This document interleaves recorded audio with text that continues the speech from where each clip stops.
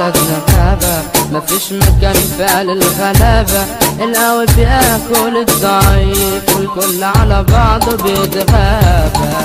كلنا ماشيين ومعانا سلاح، منقولش خلاص منقولش سماح. شوف كم واحد راح وضحايا، شوف كم واحد بقى سفاح. عشنا وشوفنا زمن الفتنة، متقسمين وفي قلب بيتنا بنختلف على كل حاجة ومش عجبانا خالص عشتنا. شفنا إرهاب دمر تخريب، تفجير خطيف اغتيال تعذيب، وبقى ابن بلدك بيعاملك وكأنك في بلده غريب.